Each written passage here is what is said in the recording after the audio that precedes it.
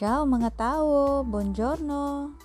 Thank you Lord sa isang bagong umaga at panibagong buhay na pinahiram niyo sa bawat isa sa amin at sa aming buong sambahayan. And for today's video, itutuloy lang natin yung ating Venice trip. Welcome to Venice trip part 2. So ito nga, nakababa na tayo ng water taxi. Dito tayo sa ating first stop, ang Piazza San Marco. Look, I will make the boat dance. Toot, toot, toot, toot, toot, toot. Mukhang nalipasan na yata ng gutom si Don Moises. Yeah!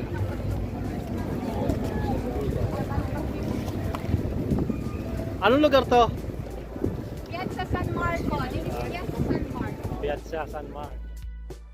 Ito na nga yung Piazza San Marco. Ito yung pinaka-center of tourist attraction dito.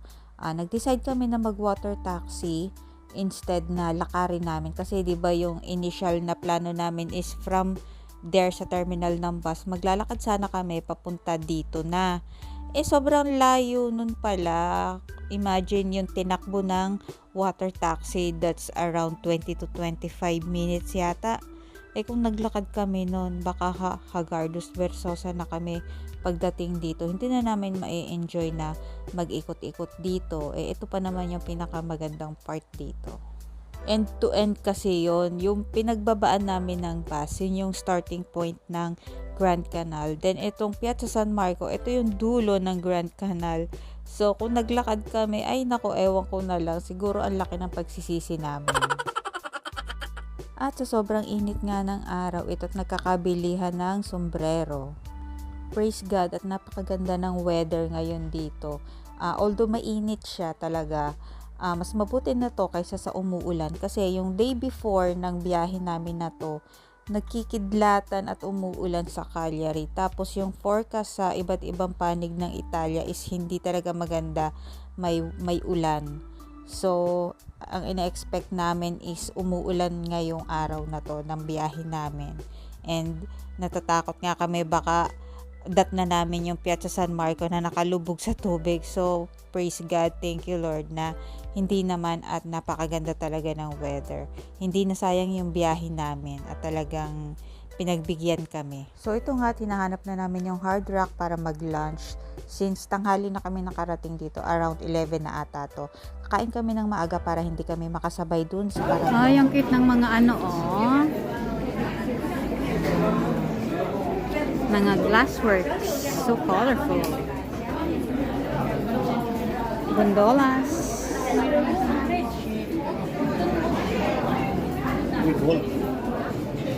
Goldolas.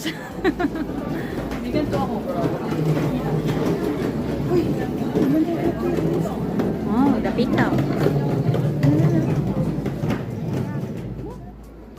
Yung sa may gondola station. Wow, ang nice. So oldies.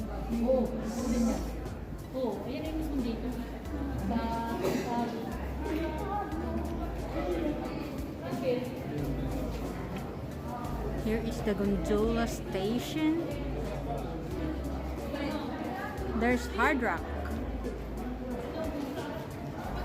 It's the Hard Rock Cafe.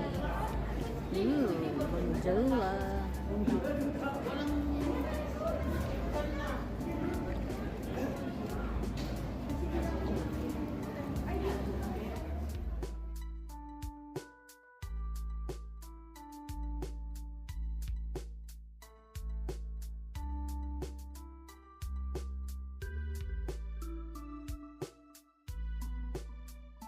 Napaka-cozy talaga ng Hard Rock. At saka ang ganda-ganda ng musics nila.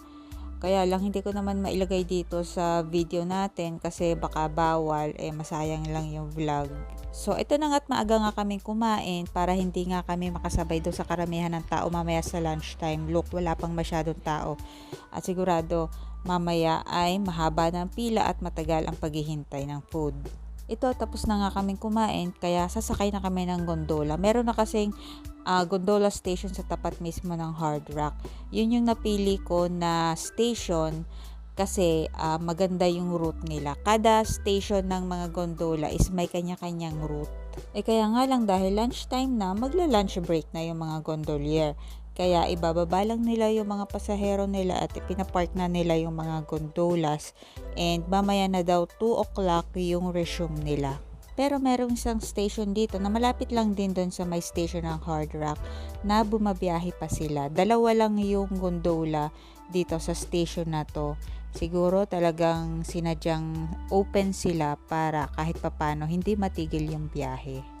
Pero ibang station to, ibang route na yung dadaanan nito. So, let's go at samahan nyo kaming i-enjoy ang napakagandang Venice.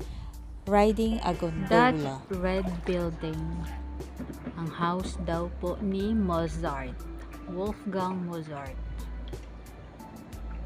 1700s. So nice. Ang luluma ng building, di ba?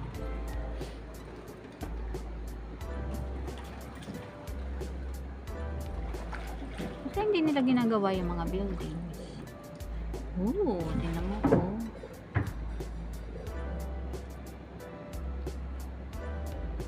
Ang galing nilang magmaniobra ng mga gondolas.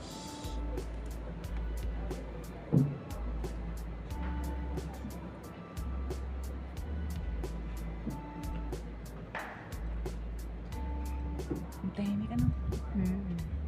Ay, reposo. Para tayong nakapagpahinga dito. Para de reposo. Nakaupo pa. Sabi ko kay Kate, nabanta. Baka akala nabanta isang tao. Baka. Pero mahal pa rin naman nga. Yeah, gondolas cost us 90 euros. Maximum of 5 persons. Galing yung mga bahay dito. Ano nga bahay, oh. As in, nasa tubig siya. Yan. That one here on the right side, this red building here, this one was the house of Goethe, a very famous writer from Germany. Bahay daw ng famous writer from Germany. This one.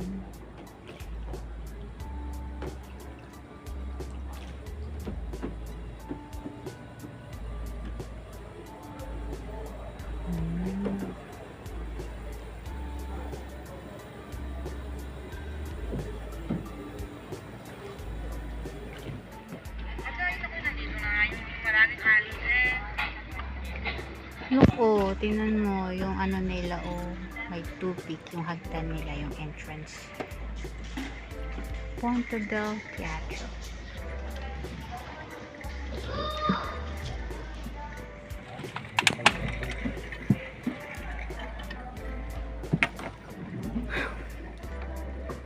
So hot.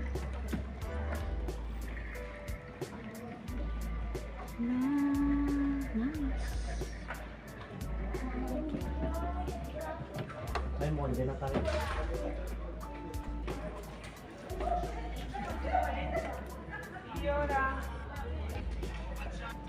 Ano yun? Sino yun? Uy, may Despar. Ayun, oh.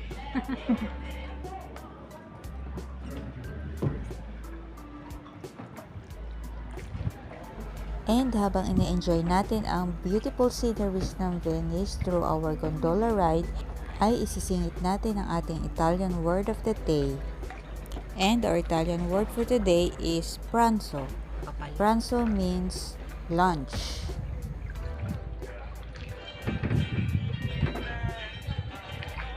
This one on the left side, Left that's side. on the last president of the city, because Venice was an independent republic.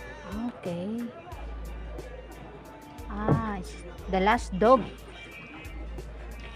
The last dog. Manin. Manin. Daniele Manina. Manin. Daniele Manila. Daniele Manin. The last president.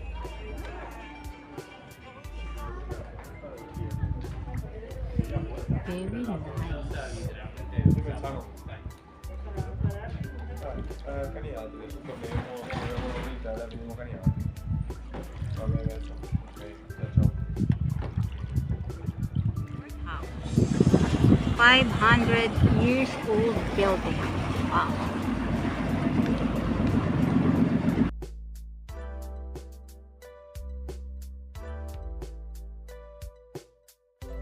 Magaganda yung mga buildings nila kasi na-preserve nila kung ano talaga yung parang original talaga na building noong unang panahon pa. Kaya lang, sa kabilang banda, medyo nakakatakot na rin sila kasi luma-luma na talaga. Parang babagsak na sila anytime. What about that one? A hotel? It's a hotel. Hotel. The most expensive hotel of the town. Oh, most Only one with the 7 stars. 7-star Where hotel. George Clooney got married, you know. Oh, American actor.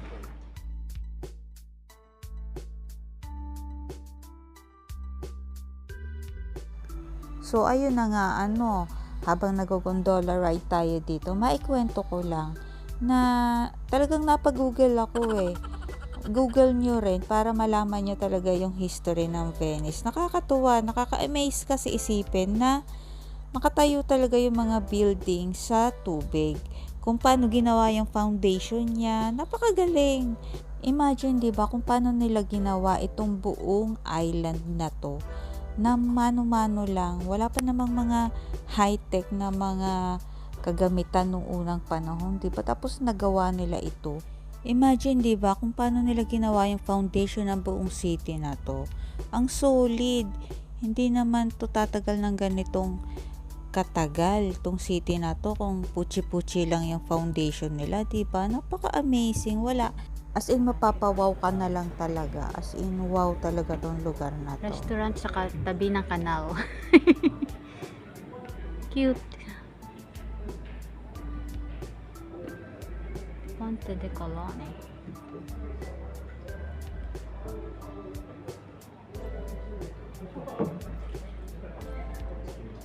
Hindi pa sila nakakasakay. Oh, tayo pa nga inaantay. Inainit pa eh. Ayan na. Itong dalawa lang naman ang nabiyahe dito. Hindi na kagad yung boses ng